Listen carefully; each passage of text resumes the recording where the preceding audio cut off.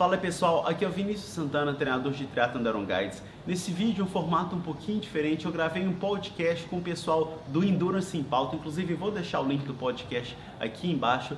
Nesse podcast o assunto foi a minha carreira como triatleta profissional, sendo aí portador do diabetes tipo 1 desde o ano 2000. Então eu dividi alguns dos desafios que eu tive aí durante os treinos, durante a prova, inclusive aí riscos fatais aí que eu corri durante a prova, se eu errasse a mão ali na quantidade de insulina, que é uma coisa que eu fazia durante o desenrolar ali da prova. Também algumas vantagens que eu tinha como atleta diabético em relação aos atletas saudáveis, e a gente conversou também um pouquinho sobre o Super Sapiens, que é um monitor de glicemia contínuo, que hoje é patrocinador oficial do Ironman e está tentando entrar no mercado aí para o atleta saudável, para o atleta não diabético, e se isso seria interessante ou não para você. Fala galera, Endurance em Pauta, episódio 9. Eu e meu amigo Marcos Jalak teremos hoje um cara que eu considero um verdadeiro Jedi.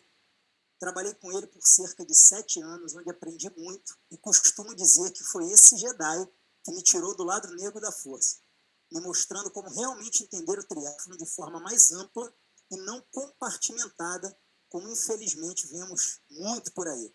Vinícius Santana fez seu primeiro triatlon aos 13 anos. Em 2004, aos 20, estreou no Ironman, vencendo a sua categoria. E já no ano seguinte se tornou profissional.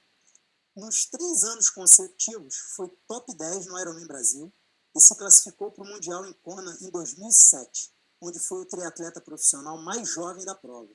Se mudou para a Tailândia, onde reside até hoje, para integrar um time de feras comandado por ninguém menos do que Brett Sutton, e pôde se desenvolver ainda mais treinando com atletas do calibre de Nicola Spirig, Reinaldo Colotti e Chris Wellington.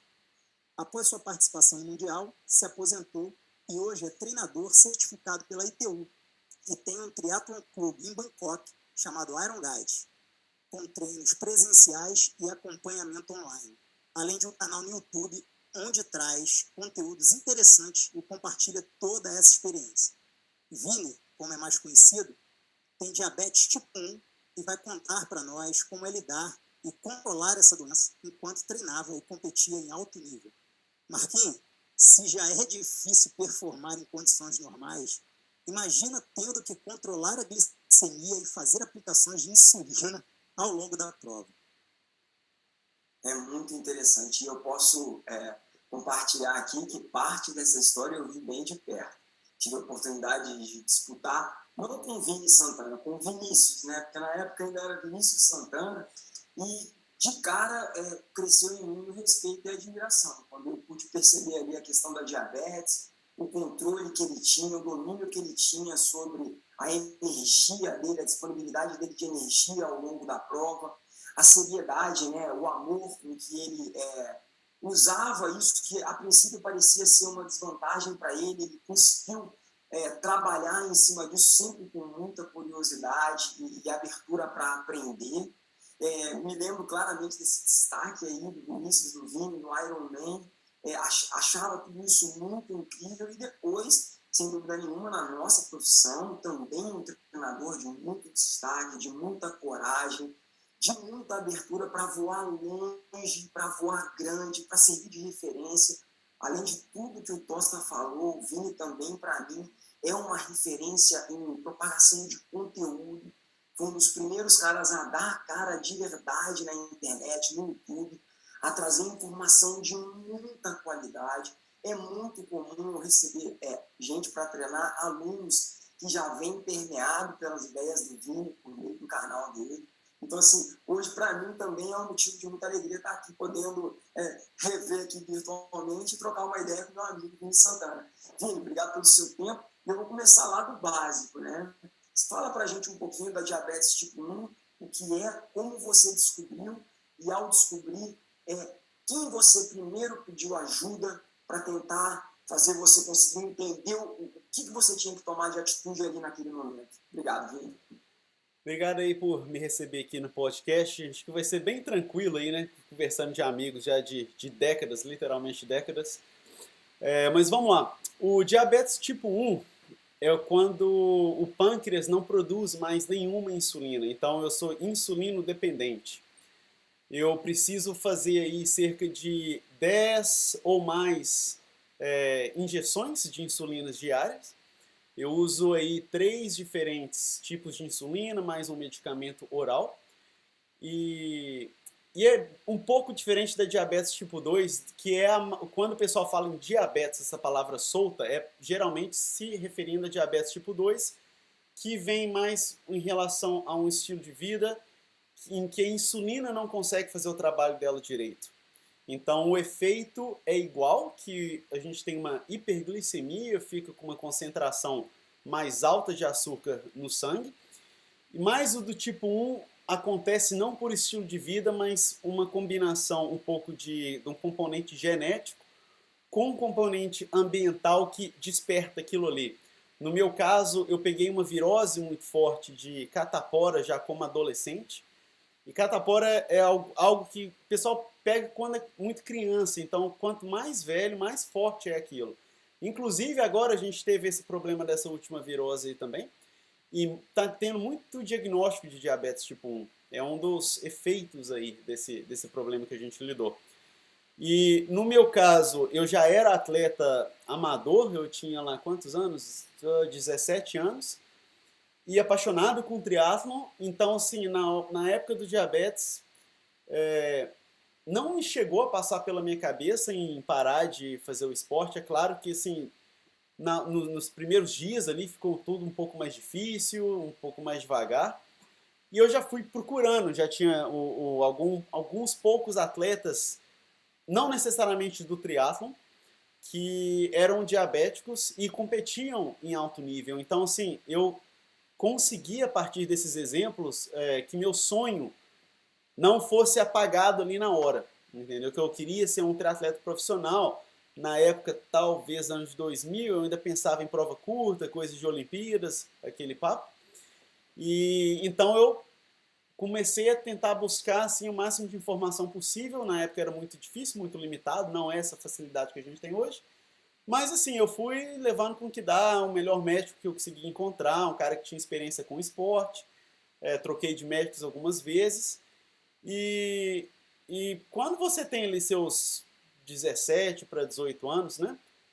E tem aquele sonho e tem aquela paixão, é uma coisa muito forte, muito difícil de alguém te parar. Eu não sei, assim, se talvez meus pais, ou então talvez meu médico, talvez seria até a coisa certa de falar, olha, larga disso aí, entendeu? Foca na sua saúde aí. Eu acho que eu falaria isso hoje, se algum adolescente vem me falar que está com diabetes tipo 1, mas a gente motivado, né, acaba que acha muita solução aí para os problemas que eu tive, e eu acho que foi o Marcos que falou.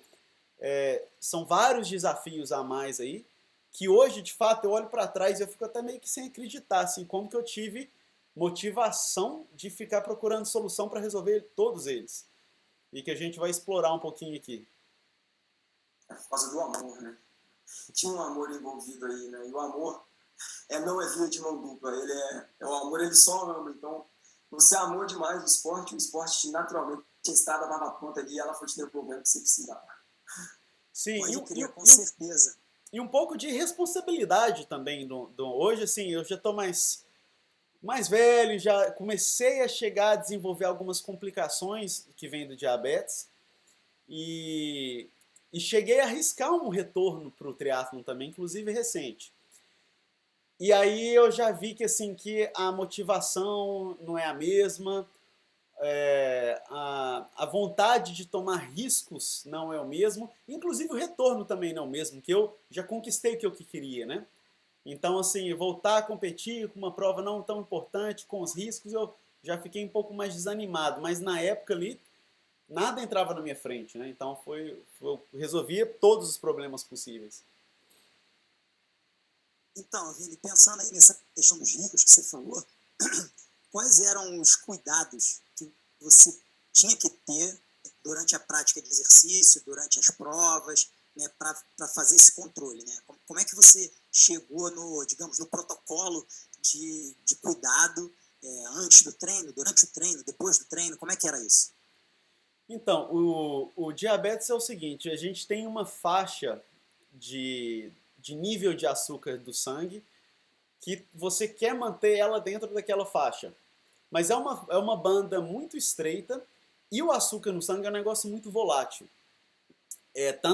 Principalmente para cima, tudo que você come, estresse, intensidade do treinamento, dispara a insulina e dispara a glicemia, desculpa, e a insulina é o que segura aquilo ali, ou então o que cobre a alimentação, principalmente carboidrato e um pouquinho da proteína também no processo chamado gluconeogênese. Só de curiosidade, quando ela dispara, traz pra gente a sensação que isso, no que se reflete isso no seu corpo? Como que você percebe essa disparada da... Não, assim, na hora ali, se ficar por pouco tempo, você não percebe tanto, mas se ficar algumas horas em um número muito alto, você começa a ter um pouco de sede, vontade excessiva de urinar, talvez uma visão um pouco turva ali. Então, o grande desafio do diabetes é porque você precisa manter nessa faixa. Se a glicemia subir, no curto prazo não acontece nada. Você sim consegue performar relativamente bem, se sente relativamente normal com essas exceções aí, desses sintomas. Só que no longo prazo, uma questão de anos, você ter uma hiperglicemia crônica traz várias complicações bem sérias aí que estragam o nosso corpo, né? Então eu consigo pensar as principais, assim, que me dá até arrepio, que é a minha motivação de manter meu controle, cegueira, amputações, problemas de rim, né? E problema cardiovascular. E várias outras complicaçõezinhas ali, mas para mim, qualquer uma dessas 4 aí já é o suficiente para me manter ali bem focado. E do outro lado, se você errar a mão e tomar insulina demais e a glicemia cair, aí sim eu sinto o sintoma na hora. Aí dá tremedeira, dá fraqueza, suadeira, você fica um pouco tonto, assim, não consegue performar, fica fraco.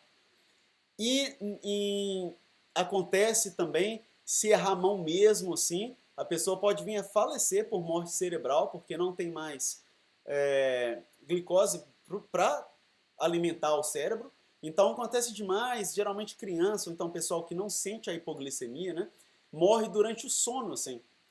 Porque a glicemia cai durante o sono e a pessoa nem vê e assim, não acorda nunca mais. Então o desafio o que acontecia? Eu ficava com ela relativamente crônica alta, para evitar esse risco do acidente fatal ali na hora. Então aí eu ficava ali sempre evitando tomar insulina demais durante os treinos e as competições. Claro que eu precisava de um pouco até para carregar a glicose do sangue para dentro da musculatura, que senão é como se você tivesse sem comer, podia estar ingerindo gel ali, mas a glicose não era transportada para dentro da musculatura. E então o equilíbrio é esse, é tentar manter a banda e usando a insulina para absorver ali a glicose, então para segurar todas as reações hormonais que disparam a glicemia, mas sem errar mão demais. E só completando aqui, hoje está muito em evidência, né? Aquele aparelhinho que a galera usa subcutâneo ali, o Super Sapiens, né? Ainda não tem no Brasil, né? Ainda dando search para tentar achar, porque foi que veio na minha cabeça, se foi lá e pontuou legal. Não tem ainda disponível no Brasil, nem em todos os países, mas acho que nos Estados Unidos, na Europa, não sei se aí na Tailândia já está rolando. E queria saber de você se você já viu, se você já testou, e se você acha que isso poderia ter te ajudado, né, nesse controle glicêmico aí ao longo dos treinos e provas. Pois o Super Sapiens, ele é um CGM, que é o monitor de glicose contínuo, é um termo em inglês, né? Continuous Glucose Monitor.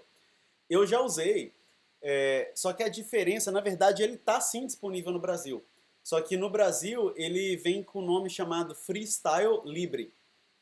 E sim, a única diferença do Super Sapiens para o Freestyle Libre é a parte do software. Porque ele tem algumas aplicações mais específicas, inclusive sincroniza lá com TrainPeaks e tudo mais. Mas você tem acesso em tempo real ali, para quem tiver interesse.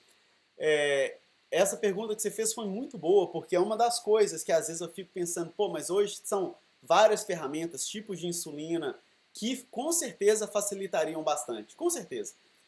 Talvez diminuiria um pouco ali o gap, né, a minha desvantagem, porque na época eu tinha que pedalar e fazer o teste de ponta do dedo ali, durante o pedal, esperava uma subidinha, ou então uma parte mais lenta, aí às vezes o negócio voava, eu levava um backup, então era uma missão, assim, e com certeza isso ia ter facilitado demais, eu já usei para experimentar, ainda não é uma ferramenta muito perfeita, ainda não é muito preciso, e tem alguns outros probleminhas também. Ele traz uma informação, ele tem um delay, um lagzinho de 10 a 15 minutos. E inclusive eu pretendo, já tenho a grande parte de uma grade de um curso que eu quero fazer sobre o Super Sapiens, porque eu acredito que em termos de monitorização de glicose e esporte de endurance, ninguém sabe mais do que isso no mundo do que eu. Porque eu faço aí de 10 a 15 testes por dia nos últimos 22 anos. E então, assim, eu acho que eu consigo trazer bastante informação. É uma ideia que eu tenho. Eu só estou com dificuldade de arrumar um tempo para executá-la, mas é uma coisa que eu ainda quero trazer. E assim, ele tem algumas aplicações, mas não é todo esse marketing, esse hype que parece ser. Eles estão tentando empurrar de uma maneira, não sei se é uma maneira muito honesta. É como se fosse mudar o jogo completamente. Não funciona assim. Para o não diabético, de importante. Para o atleta saudável. Imagino que esses anos todos com esse controle, inclusive em esporte de alta performance, você deve estar muito também sintonizado à questão dos alimentos, né? Porque você está o tempo todo ali gerenciando a oferta, a demanda de energia, o resultado de determinado alimento, o impacto disso no seu padrão de oferta de energia, e você mudou a sua alimentação ao longo dos anos, você pelo fato de controlar e ter esse feeling muito apurado em relação ao que tal alimento repercute no seu organismo, você ao longo do tempo foi mudando a sua forma de encarar a comida? Excelente observação, mostra aí que você tem um bom fio aí pro lance da dieta também. O diabetes não tem lá seus pontos positivos, mas eu consigo pensar alguns, e esse é um deles. Ele me permite, por essa anos aí, e tudo que eu como, eu faço múltiplos testes, me permite, primeiro eu desenvolver um fio para o meu corpo, né, de como o meu corpo reage a diversas situações, uma questão hormonal, inclusive. Outra vantagem também, me dá uma disciplina enorme, assim, comigo não tem chutar o balde, não posso. Eu literalmente corro risco de vida se eu não souber o que eu estou fazendo. E então, de fato, assim, o meu menu hoje, ele é o resultado de 20 anos de experiência. E tudo tem uma explicação. Cara, eu acho legal quando a gente fala hormonal, né? Bota a palavra hormonal. Eu acho legal sim pontuar que dá para colocar do lado dela a palavra sentimento, né? Porque hormônio é sentimento, sentimento é hormônio. Então, não é só performance, a gente está falando da capacidade de ser feliz, né? Sim. Se você tiver com um imbalance hormonal, não tem como. É aquilo que vem primeiro, o ovo ou a galinha. Primeiro vem o sentimento que o hormônio está desregulado, primeiro o hormônio está desregulado, o sentimento está desregulado, né? Então, é um negócio bem sério, né? Não sei nem se seria um tripé aí, tem a questão do mental, né, da confiança, de como que você está, e eu costumo brincar, principalmente com pessoas bem próximas comigo, que o meu humor depende muito da minha glicemia. Então quando tá tudo controladinho assim, eu sou a pessoa mais tranquila do mundo, mas se por acaso acontece alguma coisa, e eu perco um pouco desse controle, eu fico nervoso, eu fico ansioso, e dando patada em todo mundo, assim, porque eu fico tentando ali, que eu sei que uma analogia, a diabetes seria quase que como uma bomba relógio, assim, que você não consegue voltar o cronômetro, mas você consegue controlar a velocidade que ele corre e possivelmente pará-lo, se você tiver um controle muito bom. E cada teste ali são 10 a mais inputs por dia, que eu vejo a que velocidade que o cronômetro está rodando. Então gera um pouco de ansiedade também, é uma coisa que eu tive que aprender a controlar. e eu tento ali sempre deixar o reloginho o mais lento possível. Mas, voltando aí à questão da alimentação, quais foram as mudanças mais significativas que você fez ao longo do tempo, que precisou fazer para que você controlasse isso tudo e pudesse chegar nesse resultado? Olha, na minha época lá que eu competia em alta performance, eu já adotava um pouquinho de low carb, assim, não, eu evitava exageros em termos de, eu só usava suplementos de carboidrato mesmo durante os treinos. É, fora dos treinos era uma dieta mais, o pessoal fala da paleolítica, né?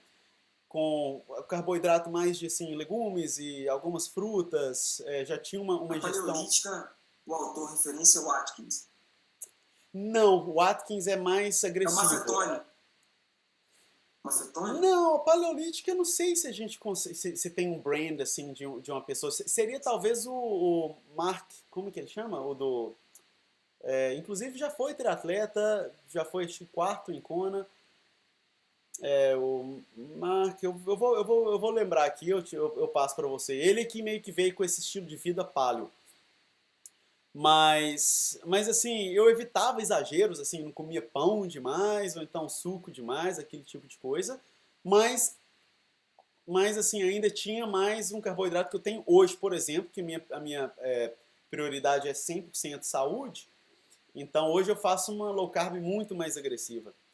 E eu fico sempre nos 2 dígitos gramas por dia ali. Na época eu devia ficar ali talvez nos qualquer coisa entre 150 a 200, talvez, dependendo aí do volume de treino. Para quem está treinando ali 5 horas por dia, não é tanto assim, né? Interessante. E eu fiquei aqui pensando, você falou de um gap quando você ia não, quando você competia, não, você falou desse gap agora em relação a esse dispositivo mais moderno que está disponível e está na hype do mercado hoje. Ele tem um gap aí de 15 minutos mais ou menos. O que você está me dizendo é que no momento que você mede o resultado que você tem é o estado do teu organismo 15 minutos atrás. Então, se você já fez alguma coisa ou demandou alguma energia, naquele instante que você está colhendo o resultado, o seu momento pode ser bastante diferente daquele que representa o resultado, é isso? O interessante desse aparelho aí é que ele te dá a trend, ele te dá a direção e a força da direção.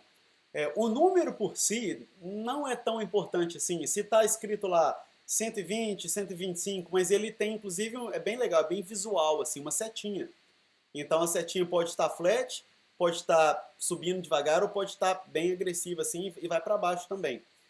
Então o interessante é usar a trend, né, para saber para que direção que está levando. E tem duas coisas distintas, né? Uma que eu acho que talvez seja até a mais importante, que é você aprender, usar isso no treino para entender um pouco mais dessa relação sua com as possibilidades de repor sua energia e como que o seu organismo se comporta. E a outra, que é ainda mais imediata, é usar isso no instante da prova mesmo para tomar alguma atitude, seria isso? Exatamente.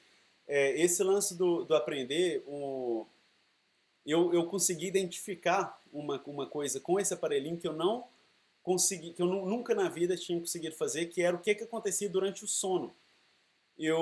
A minha linha ficava sempre muito flatzinha assim a noite inteira. Aí por uma questão hormonal aí dos hormônios do despertar, que inclusive tem um termo em inglês que isso acontece muito, lá para as 3, 4 horas da manhã a glicemia subia.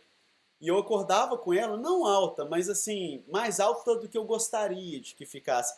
Só que eu só tinha o input ali de ter dormido com ela boa, digamos, perfeita, ali alguma coisa do tipo 90, e acordava com ela 130, 140. Eu ficava, pô, mas esse negócio não tá me fazendo bem. E eu tentava tomar mais insulina, não dava certo, porque aí ela caía. Aí só a partir do aparelhinho eu consegui identificar esse pulozinho, que horas que era, e eu consegui incorporar uma insulina diferente para se trabalhar naquela hora. Então foi um negócio com precisão cirúrgica, assim, eu preciso segurar esse pulo aqui dessa glicemia que acontece ali 1, 2, 3 horas antes de despertar. E o lance do treinamento é isso que você falou, é super legal, sair para pedalar. se eu não tenho um aparelhinho, eu fico meio que ansioso, assim, meio que nas escuras. Só eu tenho alguma ideia, assim, mas eu não sei exatamente o que está acontecendo. Com o aparelhinho eu consigo ter mais confiança do que fazer. E, inclusive, o que acontecia, um fato muito interessante na minha época de competição, eu ainda não sei explicar a razão fisiológica, mas a minha glicemia dá uma disparada muito forte na transição da natação para o ciclismo. Não sei o que acontece, não independe da intensidade, pode ser uma prova de Ironman, posso começar o ciclismo bem devagar, mas a glicemia dá, assim, é como se eu tivesse ingerido 100 gramas de carboidrato líquido assim, na transição. Eu monto na bicicleta, ela fica uma loucura que às vezes o meu monitor nem conseguia identificar. E eu demorei algumas provas para perceber que aquilo estava acontecendo toda a prova. Então a primeira vez que eu medi ali, que eu falei, mas o que aconteceu aqui? Que eu larguei com ela boa e o negócio aqui já está estourado, tinha que tomar muita insulina e ficava naquele negócio correndo atrás. Aí na segunda prova aconteceu de novo. Aí até que chegou uma hora que eu falei, quer saber, eu comecei a tomar insulina, eu deixava umas seringuinhas no meu bento box ali, naquela caixinha, e eu começava a tomar algumas, 7, eu lembro que era 7 unidades de insulina no escuro, sem nem medir. Porque eu sabia que essa resposta acontecia em todos os eventos. 7 unidades para mim, em qualquer outro dia do ano, me mata em 30 minutos. Agora você imagina o que passa na cabeça do atleta, assim, eu pego ali uma quantidade de insulina, nem faço o teste, injeto na perna ali, no escuro. Entendeu? Então, assim, Nossa. por isso que hoje eu olho para trás e eu fico, como que eu sobrevivi a isso aí? Que hoje eu não sei se eu teria coragem de fazer isso, entendeu? Mas assim, me demorou algumas provas para eu ter certeza mesmo que o negócio subia. E eu tomando ele aos pouquinhos, mas tem toda a questão de resistência à insulina no período da manhã, com adrenalina, tem vários... Eu consigo explicar parcialmente isso, mas não 100%. Mas eu sei que a solução eu tinha que tomar uma dose industrial de insulina, independente do que eu estivesse comendo, o que eu estivesse fazendo, só para segurar aquele spike ali que dava logo no início do ciclismo. E era só ali, era só no início do ciclismo. Caramba, que loucura. E não dava quando você fazia a outra transição, né? Do ciclismo para a corrida, não dava muito isso. Menos, assim, o negócio é tão complicado que cada modalidade, a minha glicemia tem uma resposta diferente. Então, assim, e a intensidade também, claro. Então, a natação costuma ser a que mais me traz resposta como uma insulina, então abaixa a glicemia. O ciclismo médio e a corrida costuma subir. Só que eu acho que no caso do triatlon, pela questão, a explicação fisiológica disso aí, sem querer entrar em muito detalhe, é que a gente tem lá o glicogênio hepático, né, que seria um segundo tanquezinho nosso, e que ele era liberado nessa hora. Não sei exatamente o que fazia esse trigger, se talvez essa mudança aí da performance da musculatura. E então, assim, sempre que eu faço um exercício de alta intensidade, gera adrenalina que faz o release ali do glicogênio hepático, que é uma resposta nossa de sobrevivência, né? A T1 também é um momento que eu acho que exige muito da mente. Se a gente vem num padrão cíclico, que a mente está, de certa forma, um pouco mais tranquila, quando a gente sai na T2, talvez pela presença do público, pela ordem das coisas, pela vontade de fazer a coisa. Eu não sei, mas eu sinto que me agitava muito mentalmente as transições. Essa descarga de adrenalina, na T1 eu sempre senti muito diferente da T2. Acho que na T2 a gente já está mais esmagado, já entra mais humilde ali, né? Mais drenado de energia. Mas a T1 é um momento de um rebuliço mental, não é? Mas isso eu trabalho, inclusive tenho hoje um triatleta diabético peruano, mora nos Estados Unidos, já trabalhei com alguns, e isso acontece com todos. Então é um fator que acontece com todos. E esse tipo de informação e provavelmente acontece com vocês também, mas não num número tão exagerado, porque o seu corpo consegue segurar ali na hora. Mas esse tipo de informação que eu acho que ninguém mais tem, entendeu? Porque eu passei anos assistindo aquilo ali, procurando solução, e que talvez seria uma coisa interessante de colocar aí. Esse foi um dos exemplos, né, do que eu acho que... Porque às vezes o pessoal, assim, monta na transição e já começa a tomar gel, mas você não precisa, porque a sua glicemia já está disparada. Então talvez espera passar ali uns 15, 20 minutos, que eu recomendo por outros motivos, mas acaba que é mais um motivo para acontecer isso. Então é aquilo que a gente conversou, né? Um dos benefícios aí do diabetes é que dá esse feedback de informação. Esse autoconhecimento, né? Um autoconhecimento de fio, de fisiológico também, que eu tive que correr atrás de entender, aprender por quê, né? Então, estudar e testar, e é muito pouco atleta de performance fazendo. Então, assim, hoje está tendo um pouco mais, tem um time de ciclismo profissional, mas na época era bem limitado, assim, principalmente desse esporte dessa natureza de endurance nosso, e do triatlo ainda, né, que complica mais. Tinha um cara que fazia esqui cross-country, né, aqueles da neve, que era um atleta olímpico, de 5 Olimpíadas e tudo mais, inclusive está fazendo triatlo agora, eu já troquei algumas informações com ele, mas é um desafio que eu tive que ser pioneiro aí, em termos de alta performance no profissional, assim.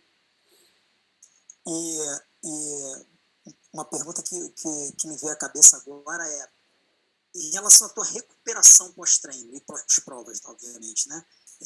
Afetava demais, porque a gente sabe que normalmente após os treinos, após as provas, muita gente fala da janela de oportunidade, né? De você estar repondo ali o carboidrato, a proteína, enfim. Como é que era essa tua nutrição pós? Se você acha que o diabetes afetava isso, você tinha que esperar mais tempo, não? Ou não comer uma quantidade, enfim, como é que funcionava? É legal que você está levantando isso aí. Hoje eu vejo que não, porque eu acho que assim é muito mais desvantagem do que vantagem. Mas na época eu acho que eu me enganava mentalmente de que eu achava que uma das vantagens que eu tinha como um atleta não diabético é antecipar a minha recuperação. Então, o que eu fazia? Eu, antes de terminar ali o treino, eu já aplicava insulina. Para na hora que eu terminasse o treino, eu fosse alimentar, já entrasse ali na hora, não tivesse nenhum delay ali, entendeu? A insulina já tivesse ativa. Hoje eu sei que vocês aí que não têm o diabetes, isso acontece muito rápido, acontece ali coisa de talvez 10, 15 minutos. Então a minha vantagem não era tão grande assim. Mas eu gosto de pensar que alguma coisa isso tem que ter ajudado. Mas eu tentava fazer esse timing assim, com certeza eu tentava.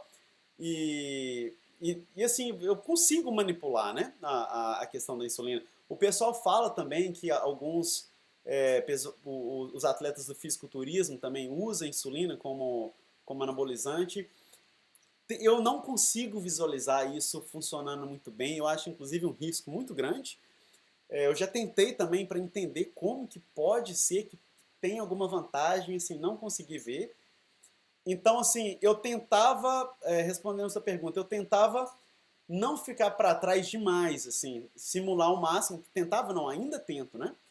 É um desafio, assim, é uma coisa muito chata, que dá trabalho, custa dinheiro e um desgaste mental muito grande também para você tentar ali fazer uma forma mecânica, o que o nosso pâncreas faz de uma forma automática, né? E com precisão cirúrgica. Mas, assim, isso aí tudo que você falou eu aplicava. Eu já antecipava, tomava insulina, já visualizando a recuperação. Às vezes passava apertado também, porque quando você toma insulina e não consegue comer, é um negócio perigoso. Então, se acontece alguma coisa, você toma insulina e faltando 10 minutos para o treino ali, você cai de bicicleta e não pode comer depois, é risco de vida, assim.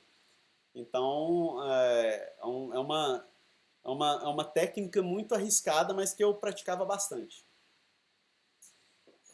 E durante toda essa jornada aí, passando por essas dificuldades, né, por essa necessidade de estar sempre muito atento, você viveu alguma situação difícil em alguma prova, algum perrengue específico? Porque aquele último gel voou, porque aquela última vez que você ia medir antes de sair para correr, você não conseguiu medir. Teve alguma situação marcante que te fez até talvez mudar o protocolo do que você carregava, de como você carregava, o que você precisava para poder competir em alta performance? Cara, toda prova dava alguma coisa. Isso aí às vezes múltiplas vezes, assim. Toda prova eu tinha que roubar gel de alguém. porque o meu acabava e assim, tal, e pode ser também, tá aí um outro benefício que esse sim eu acho que me ajudou com força como atleta de performance foi, eu não sei se vocês aí estão por dentro, mas acaba que assim, quanto mais carboidrato você consegue absorver no dia da prova, melhor vai ser a sua performance. E para a maioria dos atletas tem um limite estomacal, o pessoal começa a passar mal. Cara, eu não tinha essa opção, eu tinha que fazer ingestão. Então, assim, acaba que às vezes eu consumia tanta caloria de carboidrato durante as provas que pode ser que isso ia me ajudar, entendeu? Essas calorias de carboidrato, a gente está falando de muito açúcar, né, cara? Aí eu fico pensando, como é a questão de dente, assim? Você já teve algum problema com os dentes por conta desse Já, excesso de tudo, gel? já, também, já tive. Eu lembro, inclusive, eu carregava alguns flaskzinhos de emergência com açúcar líquido. E que eram, até doía, assim, na hora que eu comia, porque, assim, era muito forte, era muito doce. Mas, assim, e talvez umas 400 calorias de açúcar líquido, assim. A questão do dente, eu acho que, sim, todos os triatletas aí passam apertado com isso aí. Não é só o diabético, não. Mas em relação, voltando lá aos perrengues, isso aí, assim, eu levava tudo triplicado, levava 2 glicosímetros, deixava no Special Needs, deixava com o familiar assistindo a prova, levava backup de insulina, também espalhava em Special Needs, eu tinha todo o backup do backup do backup, porque assim, eu não podia ficar sem, né? Senão acabava a prova. Legal, legal. A gente já vai se aproximando do final aqui. Eu tenho uma história Caramba, divertida aqui para dividir com vocês. Essa é engraçada. Eu quero que você conte com certeza. Mas juntamente com essa história, eu queria apenas uma curiosidade.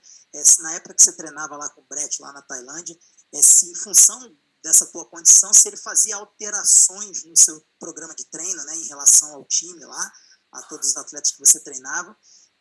Então, isso é uma curiosidade minha aqui.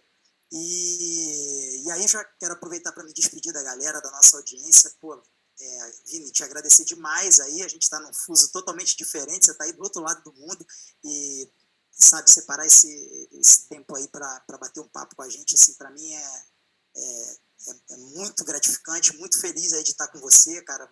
Como eu falei lá na introdução, você é um cara que me ensinou muita coisa, me deu muita oportunidade no esporte. Então, cara, só tenho que te agradecer demais. E aí eu queria que você respondesse essa pergunta e contasse essa história bacana que você falou que tem para contar aí. Valeu, beleza, galera. Um abraço. Valeu, Rodrigo. Bom, respondendo a pergunta lá, a minha adaptação foi muito difícil aqui no time. Porque, assim, tudo tem impacto na glicemia. De repente eu estava morando num outro país, numa outra cultura, treinando com equipe, uma coisa que eu não estava acostumado. Então, no início, ele foi bem flexível, sim. Inclusive, eu fazia um treino diferente que eu estava acostumado. Eu tentei replicar os meus programas de treinamento que eu fazia no Brasil e, às vezes, treinava com um grupo. E à medida que eu fui adaptando, eu fui mais e mais começar a treinar com um grupo. Então, isso aconteceu, sim. Em relação à história lá